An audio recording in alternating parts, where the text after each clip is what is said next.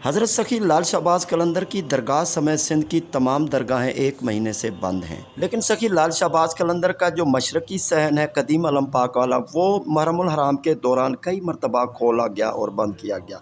क्योंकि सखी लाल शहबाज कलंदर की नगरी यानी सेवन शरीफ में जब मुहर्रमुल हराम के महीना आता है तो इमाम हुसैन की याद में बहुत सारे ताज़िए, जुलूस, मजल और काफ़िले निकलते हैं, जिनकी सलामी और हाज़िरी सखी लाल शहबाज कलंदर की दरबार पर ज़रूरी लगती है।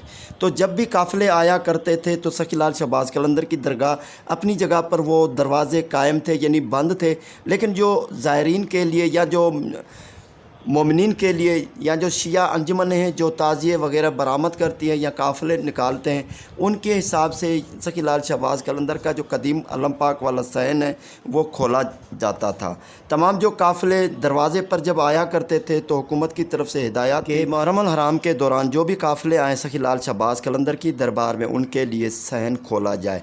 फिर वहाँ पर ही तमाम जो मोमिनीन आते थे, जुलजना वगैरह या जो झूले थे, जो भी उनका फंक्शन था वहाँ पर आते तो सखी लाल शहबाज कलंदर की दरबार के यानी मशरक़ी सहन में वहाँ पहुँचकर अज़ादारी भी करते, मजलिसें भी होती और दुआएं भी होती। तो वो दुआ पढ़कर कुछ इनमें 1 घंटा भी लग जाता, आधे घंटे के लिए भी सहन खुला रहता। जब वो काफ़िला रवाना हो जाता तो फिर सखी लाल शहबाज कलंदर के सहन के दरवाज़े फिर दोबारा बंद कर दिए जाते थे। वो भी तमाम सारे जो जुलूस और मजलिसें थी 13 मुहर्रमुल हराम तक थी, क्योंकि 13 मुहर्रमुल हराम को आखिरी जो जुलूस निकलता है यानी जुलजना का जुलूस निकलता है काफ़ी चहल अब्दाल की तरफ से। काफ़ी का सरगुरु सैयद शेर अब्दाल तमाम न्याज लंगर का बंदोबस्त करता है।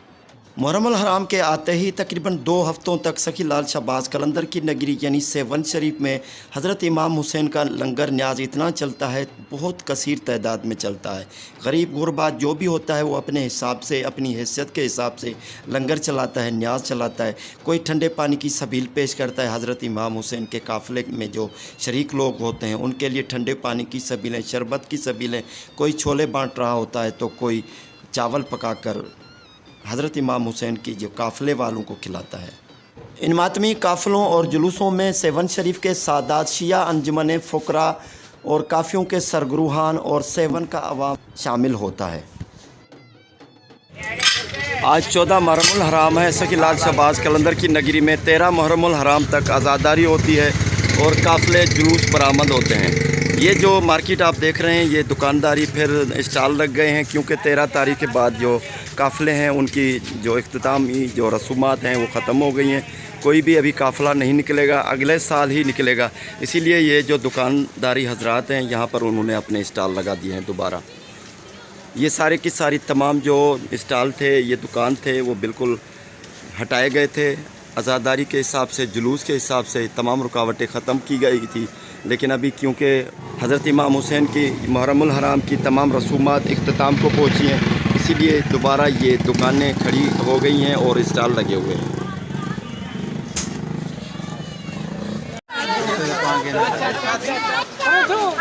कलंदरी लंगर चल रहा है।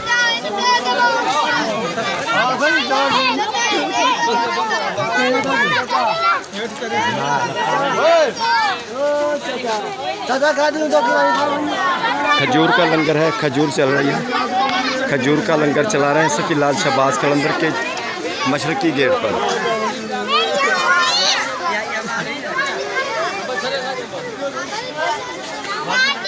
ये मुर्शिद सखी लाल शहबाज कलंदर का मशरक़ी गेट है। ये जो गली है, तमाम जो धमाल पाने वाले लोग हैं, लेडीज़ हैं, हजरात हैं, इसी गली में ही धमाल पाते हैं। अभी अज़ान आने वाली है मगरिब की, सूरज ढलने वाला है, तो आधे घंटे के अंदर ही सखी लाल शहबाज कलंदर की धमाल लगेगी। ये पूरे का पूरा जो एरिया है बिल्कुल इतनी रश हो जाती है कि पैदल बंदा भी नहीं गुजर सकता। ये धमाल का सहन है, गली है सखी लाल शहबाज कलंदर के मशरक़ी गेट की, लेकिन ये तकरीबन बिल्कुल फुल हो जाती है, कोई भी पैदल भी बंदा नहीं जा सकता, इतनी रश हो जाती है।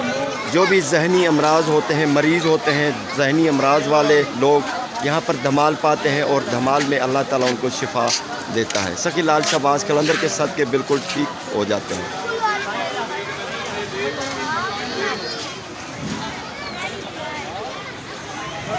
दरगाह पर धमाल पाने वाला लाहौती फ़कीर अभी अपने दुकान पर MP3 के साथ धमाल पा रहा है।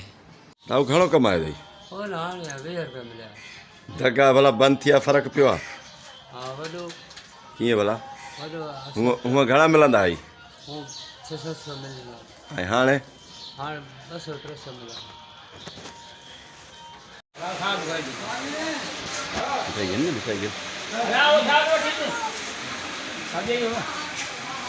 ये मिठाई बांट रहे हैं मुर्शिद सखी लाल शहबाज कलंदर के मशरकी गेट पर।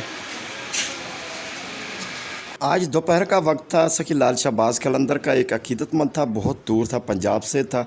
उसने फ़ोन की और वो परेशान था, तकलीफ़ में था। उसने कहा कि मुर्शिद की दरबार में जाओ और हमारे हक़ में दुआ कीजिए, हम बहुत परेशानी में हैं।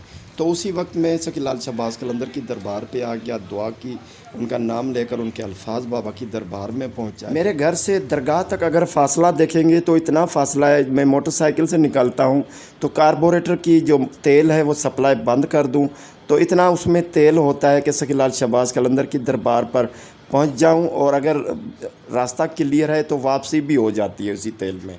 आप अंदाज़ा लगाएं कितना दूर है मेरा घर सखी लाल शहबाज कलंदर की दरबार से। दिन में कई मरतबा मार्केट आना पड़ता है और जब भी आता हूँ तो अक्सर सखी लाल शहबाज कलंदर की दरबार पे हाज़िरी ज़रूर लगती है। तो जब भी कोई ऐसा मंज़र देख लेता हूँ तो कैमरा में शूट कर लेता हूँ अपनी मोबाइल में, और अपने कलंदरी भाइयों को ताज़ा तरीन जो हालात रहते हैं, जो सीन होते हैं दरगाह की, जो अकीदतमंद होते हैं, कोई भी यानी एक्टिविटी होती, यानी जो भी कलंदरी रंग होता है, अपने कलंदरी भाइयों के साथ शेयर करता हूँ।